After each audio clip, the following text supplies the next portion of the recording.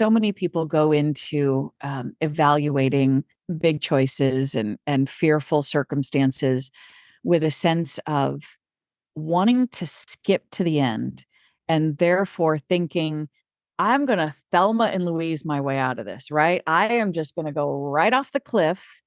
And when I arrive there at the end of the, off the cliff, I'll be okay because I will have made this, this really hard break. And what I wish more people recognized, this was something that took me a long time to understand, is that Thelma and Louise doesn't really work in a lot of cases.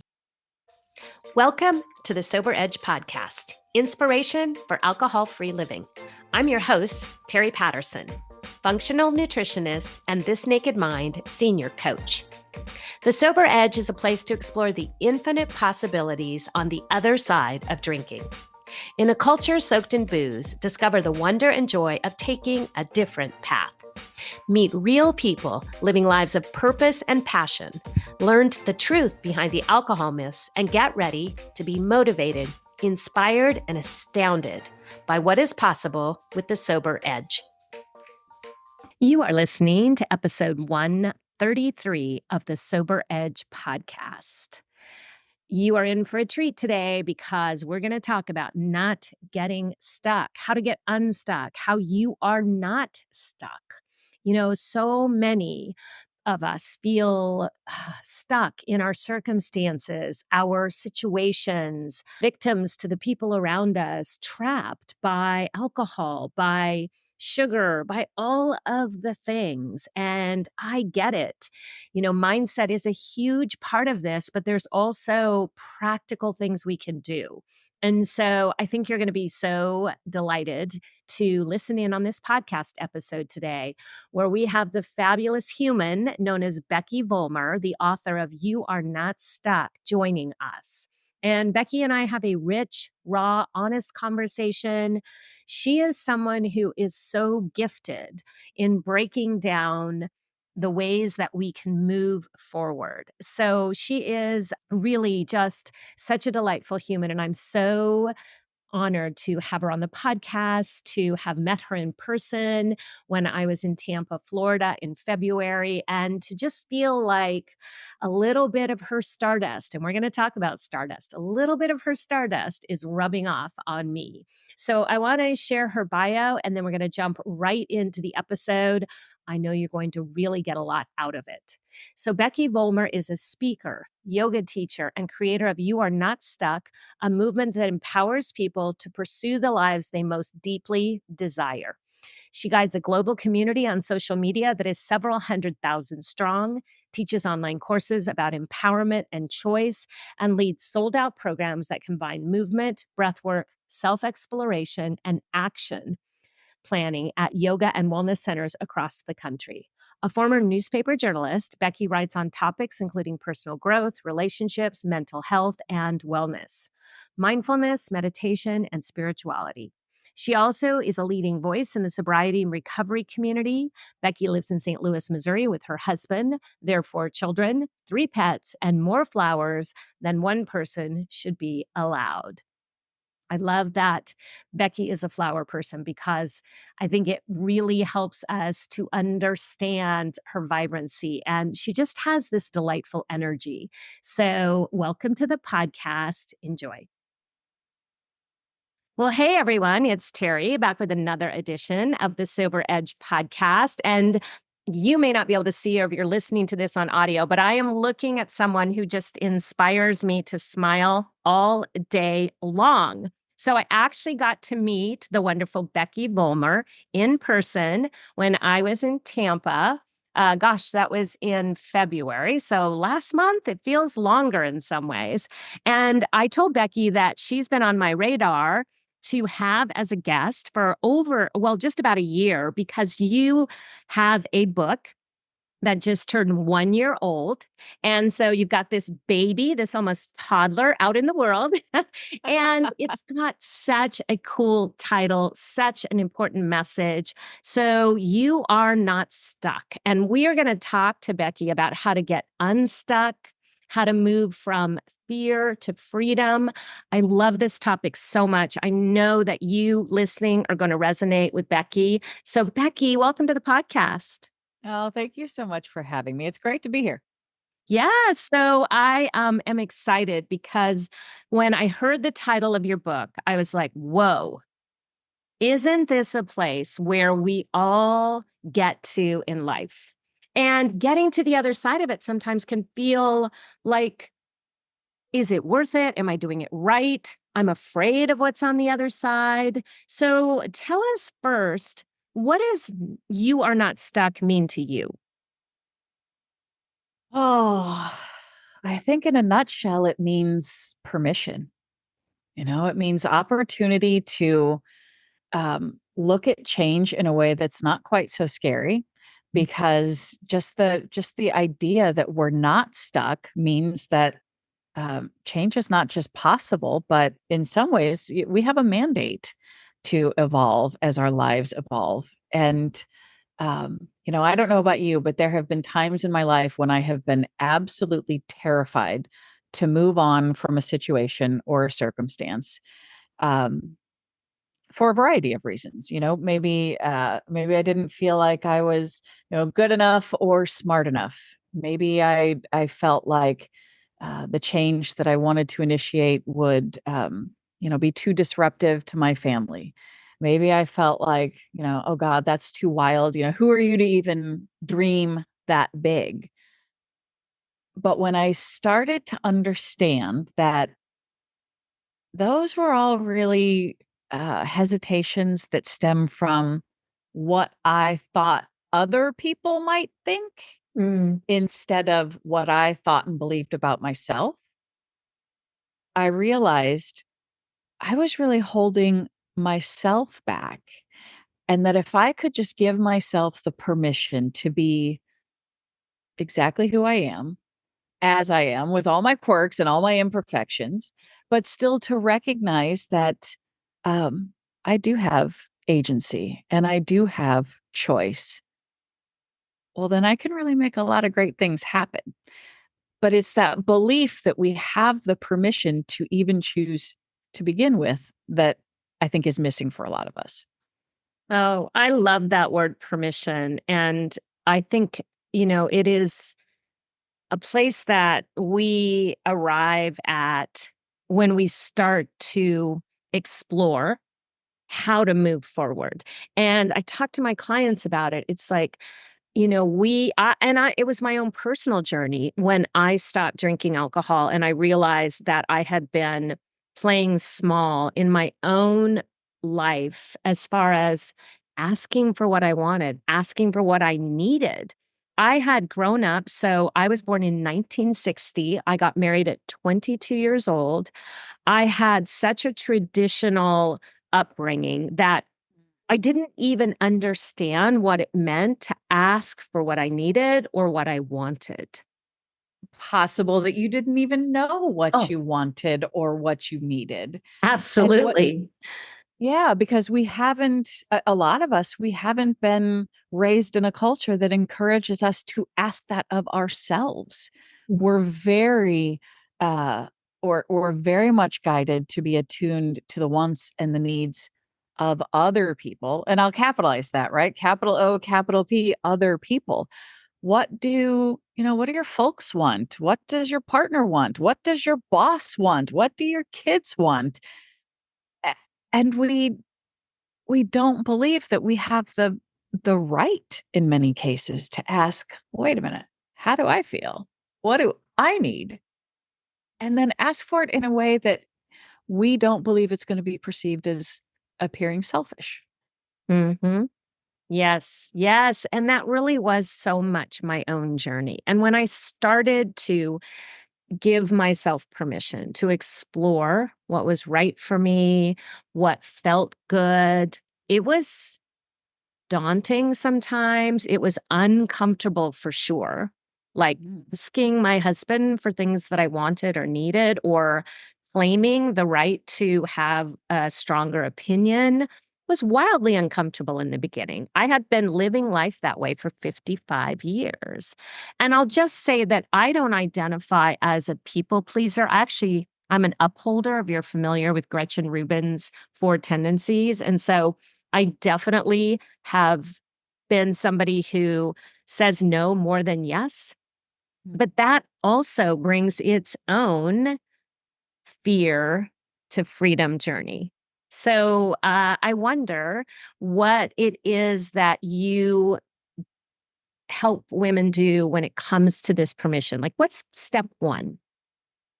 In many ways, step one is almost what you just described, in that so many of us follow a set of rules that we didn't write.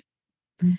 We observe all of these traditions and we uphold, so many values that may not be ours. But when we haven't taken the time to, really understand our current values, we miss the opportunity to be living in alignment. And I think when we recognize that sense of feeling stuck, what we're really recognizing is that the life we're living in some way doesn't line up with the life we want. And so I spend a lot of time with people working on the evolution of their values. Mm. And that is to say, to recognize what are some of those rules that you observe that you didn't write, and take them back to the beginning. Your experience, Terry, has probably mirrored this in the same way that mine has. You're born, you come into your family of origin, and you're given, it's almost handed to you, this is the way we do things around here, in ways big and in ways subtle. You get the message. This is right. This is wrong. This is what we do. This is what we don't do. This will get you approval. This will get you in trouble. And so you begin to live your life and, modify your behavior and make some choices based on what really are other people's values, which is normal. But as we get a little older,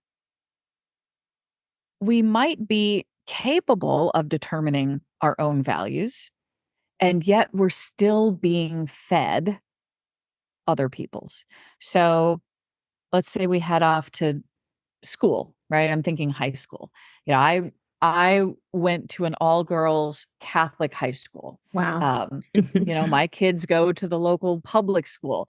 Maybe you went to military school or boarding school in Europe, but wherever you go to school, that's another place where you get the message. This is how we do things around here. And then let's say you enter the workforce. Again, that environment, spoken or unspoken, this is how we do things around here. Then maybe you partner off with somebody, you fall in love. Well, they have their own set of values that they've inherited from their family of origin and their educational experience and their work experience. And you bring these two people together, and it might be 20, 30, 40, however many years before you pause and recognize, man, when was the last time I checked in with my values as who I am right now? Not who I was as a girl, not who I was as a student, not who I was as, somebody fresh to the workforce or fresh to a partnership, but who am I now as a woman of experience? Who am I now when I am in tune with how I feel and what I need? And then what am I going to do to align that person with the day-to-day expression of living? I think those are the questions where we have to start. Yes, thank you for that. It's such a gift for those listening to understand like what a key part values play in this, because as you took us through that evolution, I was thinking about this is all of us. And my daughter right now, is raising my oldest daughter is raising 4-year-old twins. And it's just amazing to watch her parent them. And her husband and her parent very differently than my husband and I parented. And what I've been able to tell myself, Becky, is that, oh my gosh, of course, because she has different life experiences. Her husband comes to it from a completely different family of origin, other experiences. And so their expression of parenting looks so different. And I'm at a place now where I can watch and say how beautiful that is, as opposed to, you're doing that wrong. I don't understand that. Why are you doing that? You should teach them this. It's so freeing to just watch and recognize that. But again, like you said, those little girls, those little 4-year-olds are growing up with values that come from others. And so when I started to, untangle this whole drinking and over drinking, for me, it's been a little over 8 years. That was when the hard work of figuring out who I really am began. And and I just think that was the biggest permission slip I gave myself, was to stop drinking and start paying attention. Yeah. Yeah. I feel that a lot in my own experience. I just celebrated 10 years of sobriety, and yeah, it feels so good. Um it feels so good now. Terry, it did not feel great in the very beginning. You know that. Um it's a time in it's an experience in which I think, at least for me, things definitely got worse before they got better. And, part of that had to do with contextually what was going on in other areas of my life. So, I found myself in the span of about 5 years. It was almost like bam, bam, bam. At 1 year intervals, huge changes. So first, I stepped off the corporate ladder. A year later, I stopped drinking. A year after that, my marriage of a decade kind of imploded in a way that I didn't see coming. A couple years after that, I fell in love again, got remarried, blended a family, and now there are now we've got 4 teenagers together. But that's a lot of change in a really small, in a pretty short window. But, to go back to your point about removing this one thing from your life and then having the chance to really sit with who you are, it's it's eye-opening and it's transformative. And when I look back on my experience, part of why for me it really got worse before it got better was because I had removed almost all of the pillars of identity from my experience. My professional identity, my persona, or, just my way of being as somebody who, um, I knew I had a very unhealthy relationship with alcohol for probably, for well more than 2 decades before I quit. The pillar of my marriage fell apart. And then the whole restructuring of what family was going to look like. That's a lot of change in a short amount of time. And so to kind of uh, build the new mosaic from what all of those, from all of those disparate pieces, it took me a while to kind of to settle into a new sense of equilibrium. But I will say the most important element of all of that was the choice to eliminate alcohol, because it gave me a whole new freedom and a whole new clarity from which to rebuild my life. And I am forever grateful for having gone through those hard days and weeks and months, and come out on the other side to be celebrating a life of sobriety now. Mm. It's good Yeah. shit. It Yeah, really is. absolutely. 100%. And so I want to talk about that a little bit because I think sometimes people are afraid that their life is going to look completely different. Like I'm going to lose my marriage, my job, my family, my home, and I would say, first of all, I'm sure you don't feel like it's a loss at this point. Is it, like you said, Oh rebuilding? God, no. Love that No. word. Yeah. It's And addition by subtraction, 100%. yes, it's such a great concept. And for me, I had a different experience. So I didn't, my marriage didn't change. Well, it changed dramatically and improved dramatically, but it did not end. Although in the beginning, I didn't know for sure if my marriage would last. I knew I was changing dramatically and I knew that I was showing up differently and I knew that my husband was responding. And God love him, he said, we should go to marriage counseling, and we did. And that was really helpful. It was hard, but helpful. But I don't want people to think like, well, yeah, I'm not doing that because what Becky did sounded too hard. And so I think what's so beautiful is that I think there is this with permission and with the clarity of removing alcohol, we become and unbecome who we always were. That's right. That's right. Yeah. I think that's a beautiful but also true way of looking at it.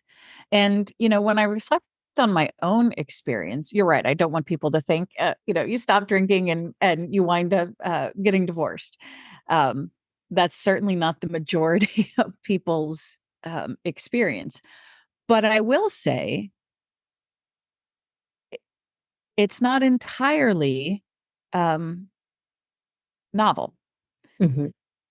The way my marriage therapist explained it was that when we removed the anesthetic of alcohol, we were able to look at our situation, with fresh eyes and both of us were able to recognize that um,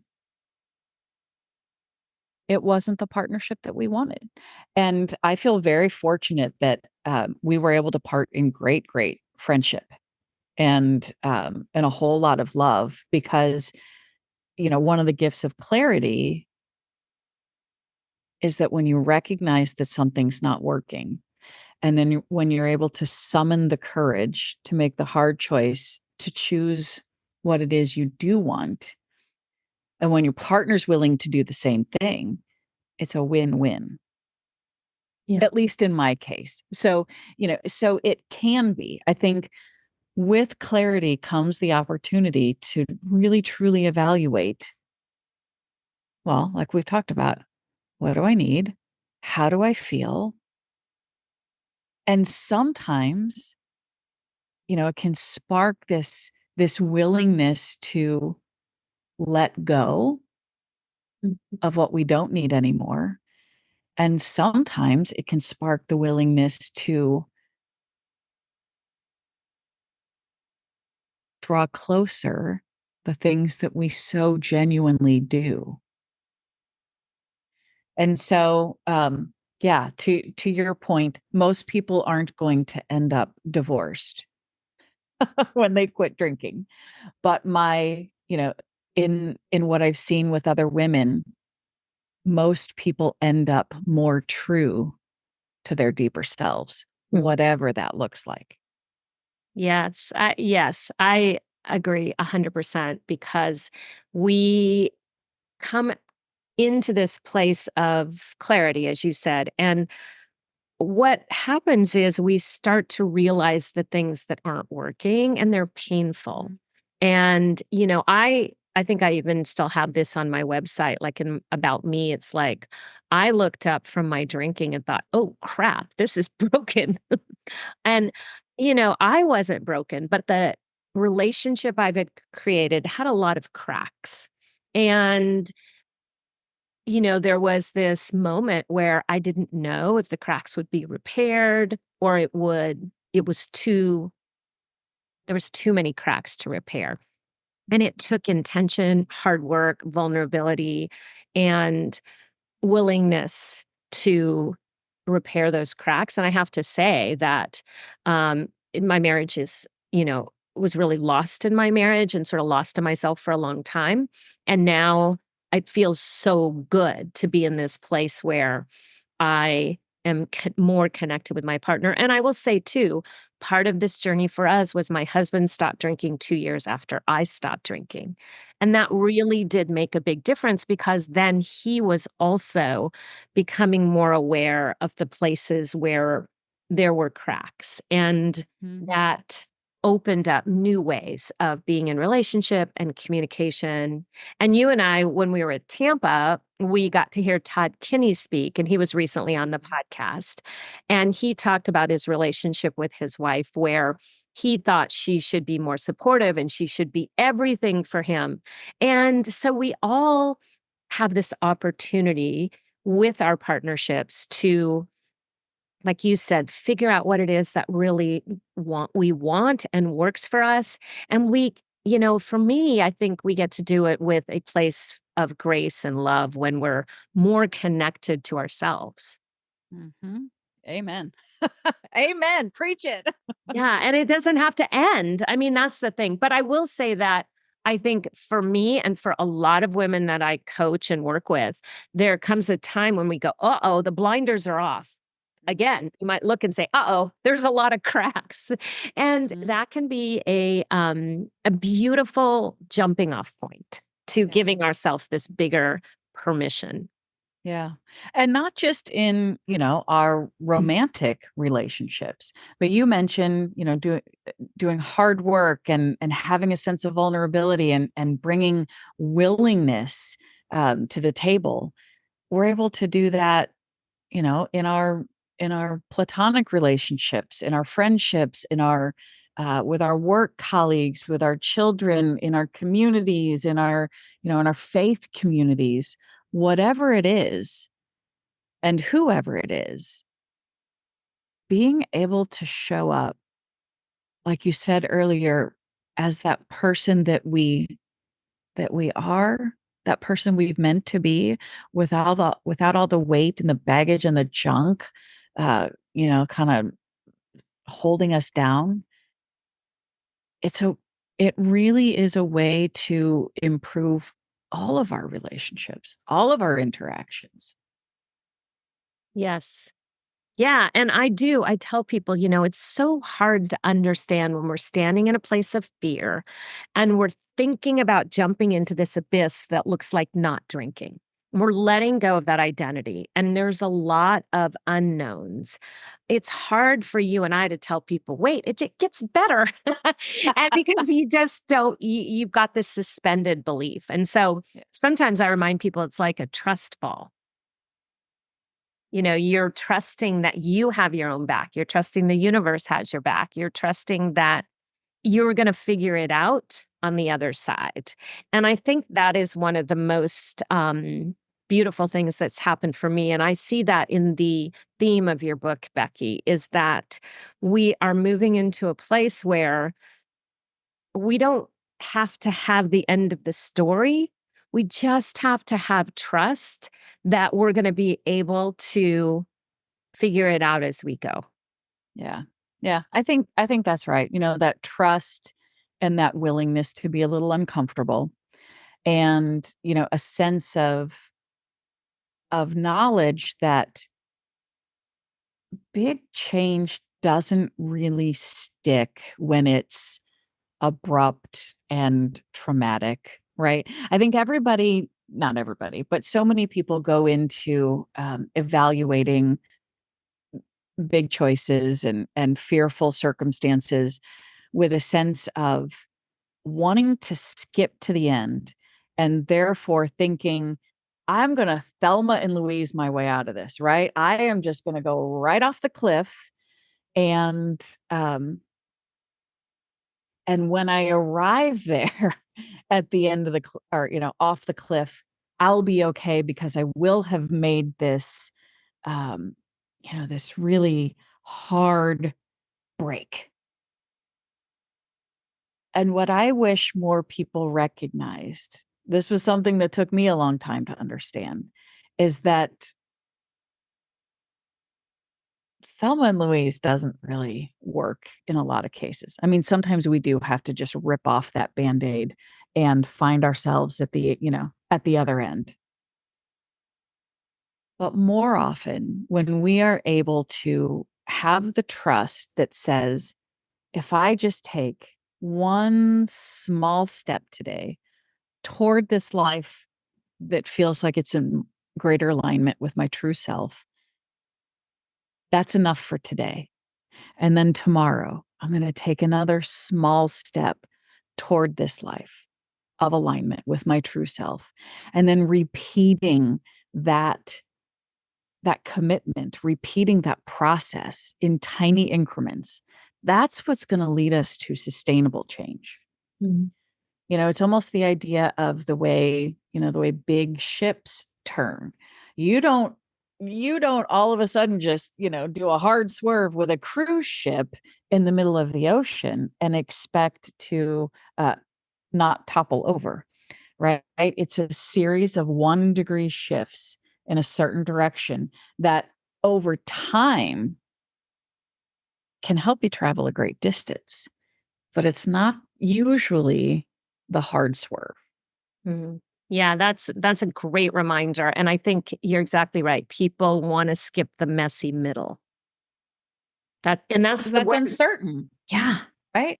It's uncertain. Liminal space sucks for a reason, right? You don't know where you're headed. You don't know if you're going to get there. And so to trust, like you said, to trust the universe and to trust yourself, and mostly to trust the process of incremental change. And on top of that, somebody gave me the most beautiful encouragement. God, this would have been 15 years ago. Uh, as I was navigating a really tough time, she said, in this liminal space, now is the time when you have to treat yourself with exquisite tenderness. And oh my God, was that a game changer for me? Instead of beating myself up to be able to look into a crystal ball and predict how something was going to end, or, to hold myself to the same standards of, productivity and, I don't know, just, being able to show up at 100% during a hard time. Instead, that reminder of treating myself with exquisite tenderness has stuck with me in a way that I've applied through all the big changes, like new sobriety, like finding new love, like parenting 4 teenagers. Yeah, it's really such beautiful advice. I love that word tenderness. I did my alcohol freedom coaching with Annie Grace. And so we talk a lot about grace and self compassion. I think tenderness is another beautiful way to share exactly what it is that really does bring that sustained change. The one person that's going to be with us throughout this and at the end of this journey is us. And so we want to have this beautiful relationship with ourself. And it takes cultivating that relationship in the same ways we do with other people, with openness, tenderness, honesty, trust, sharing ideas, giving permission. We often don't think about building this relationship with ourselves. But again, that's where it all really makes a difference and allows us to start to be in relationship that feels grounded and Mhm. beautiful and synergistic with other humans. I think you're absolutely right. And to me, the key piece of that is understanding, when we're in relationship with ourselves, who really are we, Mhm. right? Are we our identities? Are we our roles and labels and functions? I would argue no, but that leaves the question, who are we really? And that's something that I talk about in the book. I mean, there's a whole chapter devoted to the idea that when we strip everything else away, who we are is this beautiful stardust, this beautiful um, essence of the whole universe. And I know that sounds woo woo, and it's, I'm sure it's the yoga teacher in me coming out, but to recognize that I am this beautiful, special energy. And Terry, you are this beautiful, special energy. And we all are. And the magic comes when we can cultivate the relationship with that version of ourselves, because the stardust within us is not afraid. The stardust within us is not beholden to other people's expectations and opinions. The stardust within us is not only listening to that negative self-talk, that chatter in our head. The stardust within us is ready to be brave and bold and aligned and expansive. And when we can operate from that place instead of, the messy space of our brains, man, the whole world opens up to new possibilities. As you're talking, I'm thinking we are not stuck. We are stardust. Right. It's such a beautiful message. Yeah. And you have a chapter in your book called Who Do You Think You Are? And I have a Who Do You Think You Are little story. So I had a client one time, Becky, who said that, well, my dad used to say to me, who do you think you are? And that was leading to her inability to give herself permission to try new things, play big, own her, power, step into her own place. And so I asked her, I said, so tell me, who do you think you are? Mm-hmm. And we did this exercise of just really stripping away and getting back to a place where she recognized how she did see herself. I don't know that we got all the way back to stardust, but it was so important to say, like, even just the tone and the question is not wrong, but it depends if we're using it as a weapon or we're using it as this beautiful permission slip. Who do you think you are? Is such a beautiful question to explore as we start to step into this new place of asking these questions. Yeah. And you have me thinking back to a very powerful moment that I can remember around this very question.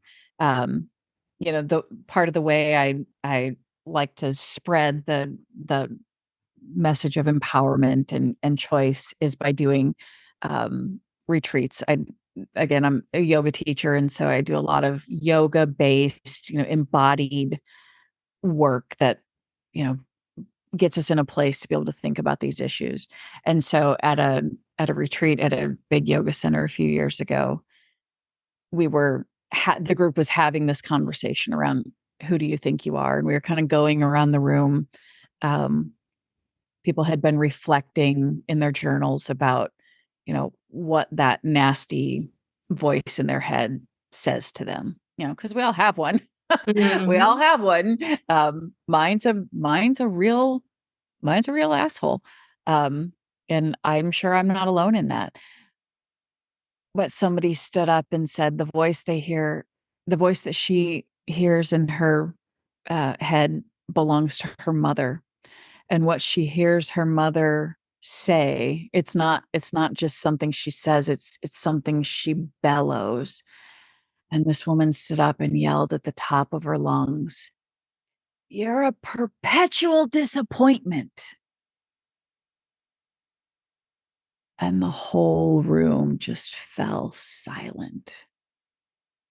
And then you could see people start to tear up. I was tearing up because just thinking, what a devastating way to go through life with the voice in your head belonging to someone who's supposed to love you and bolster you and remind you that you're capable of everything and anything. And to hear that voice playing on a loop inside your mind, you're a perpetual disappointment.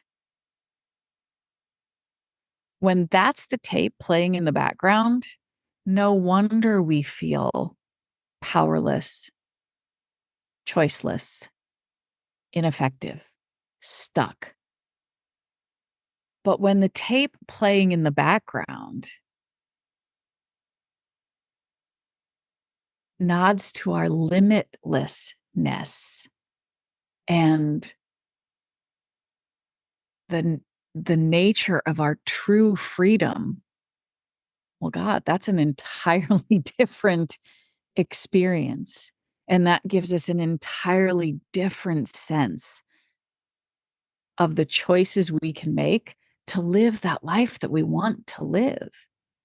And so for me, when the voice in my head is a true reflection of who I really am, which is stardust, that voice is all about permission, agency, autonomy, trust, expansion, fluidity, willingness, openness. It's just this, it's like this flowing energy that I can put faith in.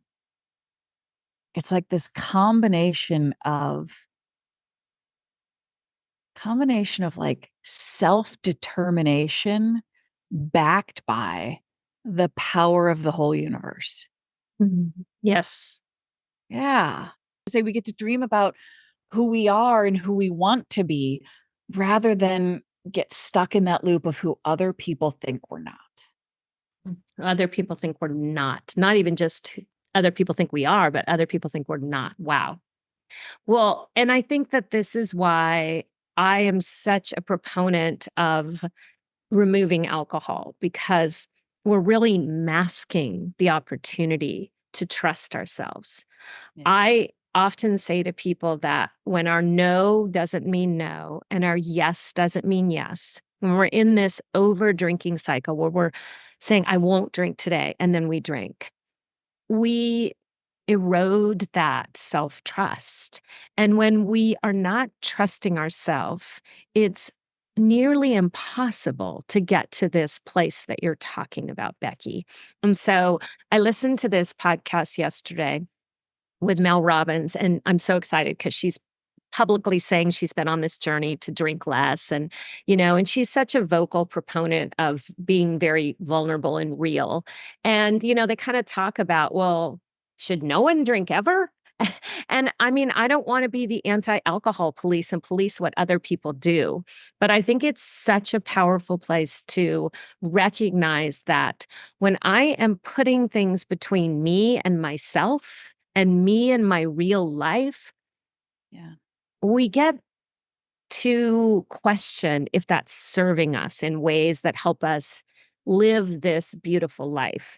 And whether that's alcohol, food, shopping, the things that we use to buffer, I think that it's the first part of coming back to ourselves is asking what's getting in the way. Mm-hmm. Yeah. And when you think about what's getting in the way, I mean, another way to ask that question is like, what are you getting out of this? What are you getting out of what you know is a self-destructive behavior? And I think it's useful to really look at the nitty gritty. I mean, not in a, the intention is not to judge ourselves harshly for, wanting to sometimes take a break from real life, right? Real life can be incredibly challenging and overwhelming and hard and sad and confusing. And who in their right mind wouldn't want to press pause on all of that for a little while and, escape? And we can escape in so many of the ways you mentioned: drinking, shopping.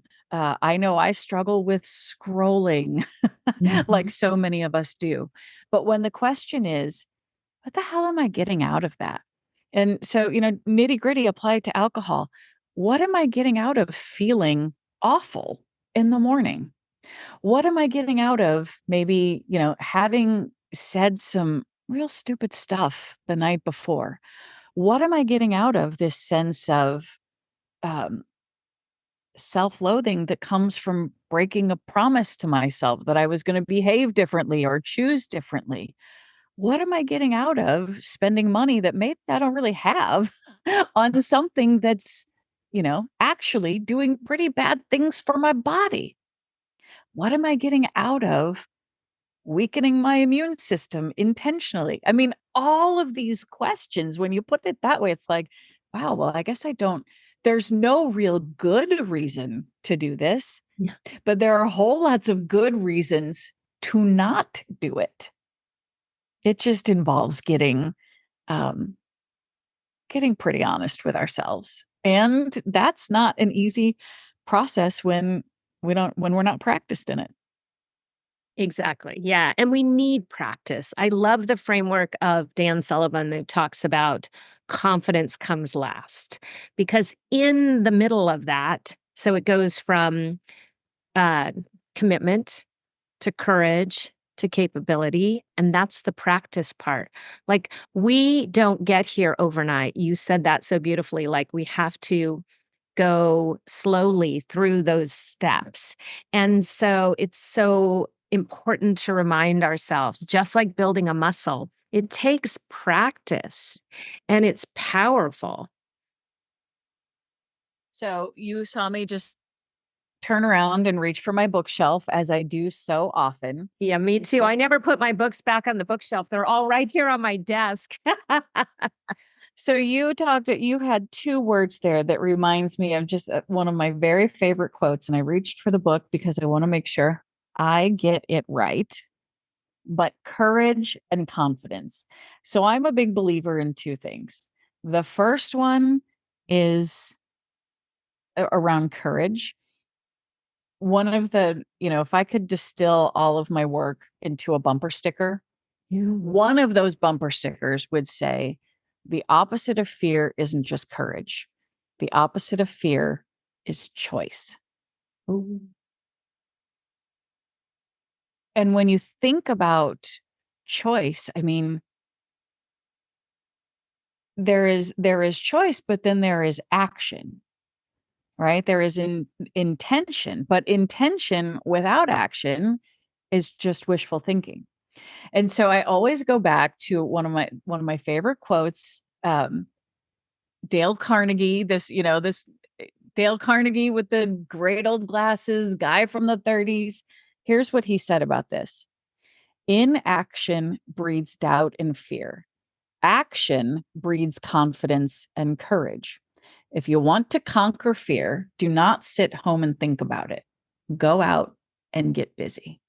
Mm. Yeah. So choice and action is where we see us moving closer to the life we want. We can't just sit back and wish it. We can't just sit back and dream about it.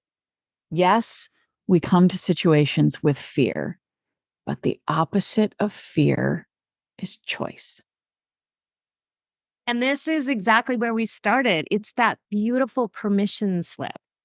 Yeah. And it's so important to allow ourselves to just take those first steps. And I am big on intention. And so commitment, intention, I think it is one of the things that has really shown up in my life. And I always believe that setting an intention for these moments as we're moving into letting go of alcohol or changing maybe our partnership with our spouse, asking permission, set an intention around what you are open to. Allow yourself to feel that expansiveness, because I think when we're fearful, we contract. Yes. And yeah, when we allow ourselves to set an intention, it takes some of that contraction away because we see, oh,